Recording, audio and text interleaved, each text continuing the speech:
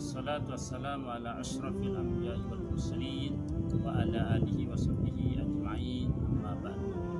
Ya ayyuhas shaimuna was shaimat, yang berbahagia pada sore yang cerah ini, alhamdulillah kita bisa bersua, kita bisa berjumpa, dan kita bisa kembali melakukan aktivitas yaitu dakwah pada Ruwaq channel ini. Dan mari kita bersyukur kepada Allah Subhanahu wa taala yang telah mempertemukan kita dengan bulan yang sangat mulia, bulan yang sangat agung, yaitu bulan Ramadan. Pada kesempatan ini saya ingin membahas atau mengupas atau menjelaskan tentang bulan Ramadan adalah bulan lockdown fisik dan jiwa. Yang pertama, saya ingin membahas tentang lockdown fisik. Lockdown dalam bahasa Arabnya adalah al-uzlah atau as-sukun atau yaskutu fi baiti atau al-hudu bil bait atau mulazamatul mulaqatun nas. Nanti orang yang tetap tinggal di rumah, wa sukunun fil bait wa mulazamatu ibad anin nas. Jadi disuruh kita lockdown itu artinya orang yang tetap tinggal di rumah. Kalau dalam bahasa Indonesia misalnya lockdown itu adalah situasi yang melarang warga masuk ke suatu tempat karena dalam kondisi darurat atau ada wabah yang membuat kita dilarang oleh oleh pemerintah, atau kondisi negara yang menutup perbatasan agar negara lain atau penduduk lain tidak masuk ke negara kita atau negara kita keluar ke negara lain. Itu lockdown. Jadi yang pertama saya akan membahas tentang lockdown. Tadi bahasa Arabnya lockdown itu uzlah atau sukunun fil bait atau al-hudu fil bait atau al-mulazamah la yaltaqi anin nas. Tetap di rumah, tidak bertemu dengan manusia, uzlah. Jadi maksudnya tidak bertemu dengan manusia di sini adalah bertemunya terbatas, tidak bertemu bercampur dengan setiap orang. Jadi pertemuannya terbatas, maka itu akan menyelamatkan kita secara fisik. Kenapa pemerintah atau Fatwa MUI Indonesia, Majelis Ulama Indonesia melarang kita melakukan aktivitas berkumpul lebih dari 10 orang, atau kita dilarang atau boleh kita disuruh berkumpul tapi mengatur jarak atau social distancing atau physical distancing. Ayolah hadirun wal hadirat as-shaimun was shaimat, termasuk pemerintah atau MUI melarang kita untuk sholat Jumat atau tarawih. Kenapa mereka melarang kita? Mungkin sandaran beliau ada dua sandaran ini. Pertama, yaitu sunnah Rasulullah SAW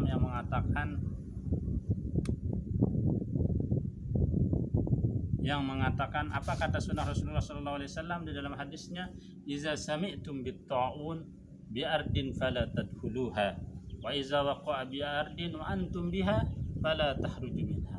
Apabila kalian mendengar ta'un, wabah yang menular di suatu negara, jangan engkau memasukinya. Dan apabila terkena wabah taun di negara dan wa antum biha, dan kamu ada di dalam negara tersebut, fala tahruju minha, jangan keluar dari negara itu. Jadi ada Rasulullah SAW di sini tentang lockdown, larangan kalau ada terkena wabah atau penyakit corona misalnya seperti sekarang ini adalah apabila ada di suatu negara tersebut, negara dilarang kita masuk ke negara itu. Apabila ada di negara lain dilarang kita keluar. Nah, itu hadis tentang lockdown. Jadi kita mendapat pahala mengikuti sunnah Rasulullah SAW. Dan menurut fikih wajib kita mentaati pemerintah. Kenapa? Kalau kita tidak taati akan membahayakan kita. Kenapa? Dalil usul fiknya adalah darul mafasid muqaddam ala jalbil masalih. Menangani lebih baik daripada mengobati, menghindari lebih baik daripada mengobati. Jadi itu dalilnya, maka wajib kita menjauhi kerumunan. apabila itu zona merah misalnya. Termasuk pemerintah melarang kita Jumatan. Di dalam kitab At-Taqrirat As-Sadidah dijelaskan ada uzur boleh kita tidak Jumatan pada halaman 303. Di situ apabila ada wabah atau penyakit yang membahayakan nyawa kita, maka dilarang kita berjumat. Maka wajib kita tidak berjumat di situ. Kalau berjumat justru berdosa. Berarti kalau kita bengkeh, kalau kita tidak mau dilarang, maka dosanya sebesar gunung Arafah. Barang siapa kata Rasulullah SAW tidak menerima rukhsahnya dari Allah Subhanahu wa taala, tidak menerima keringanan dari Allah Subhanahu wa taala, tidak menerima kemudahan dari Allah Subhanahu wa taala, maka Allah akan memberikan dosa sebesar gunung Arafah. Nah, itu dalilnya MUI. Kedua dalil MUI itu an Aisyah radhiyallahu anha qalat sa'altu Rasulullah sallallahu alaihi wasallam anit ta'un fa akhbarani Rasulullah sallallahu alaihi wasallam anit ta'un annahu kana azaban yab'asu Allahu liman yasha faja'alahu rahmatan lil mu'minin falaysa min rajulin yaqa'u fit ta'un wa yamkusu fi baitihi sabiran ya'lamu annahu la yusibuhu illa ma kataballahu lahu illa kana lahu mislu ajri syahid. Dari Aisyah istri Rasulullah sallallahu alaihi wasallam meriwayatkan beliau, saya bertanya, kata Aisyah, kepada Rasulullah sallallahu alaihi wasallam tentang wabah penyakit menular. Maka Rasulullah sallallahu alaihi wasallam mengabarkannya, taun itu sesungguhnya azab yang diturunkan oleh Allah Subhanahu wa taala pada siapa yang dikehendaki, dan sebagai rahmat bagi orang Islam, sebagai rahmat bagi orang yang mukmin, sebagai rahmat bagi orang yang bertakwa. Dan tidak ada laki-laki yang terkena taun dan ayam kusupi baitihi sabiran, lalu dia tinggal di rumahnya dalam keadaan sabar, muhtasiban, dan bersungguh-sungguh kepada Allah Subhanahu wa taala, sabar. Wa ya'lamu annahu la yusibuhu illa ma kataballahu lahu, dan dia mengetahui seseorang itu tidak akan terkena dengan apapun itu kecuali yang telah ditentukan oleh Allah Subhanahu wa taala, tapi dengan syarat tadi, dia diam di rumah lalu dia bersabar dan bersungguh-sungguh. Berarti harus ada usaha. Jangan mengatakan, kalau saya mati di masjid itu lebih bagus, berarti tidak ada usaha. Kalau jalan saya mati ke pasar atau jalan saya mati berkumpul dengan teman-teman saya, itu saya bahagia. Berarti tidak ada usaha. Tidak ada usaha menjauhkan diri dari keramaian.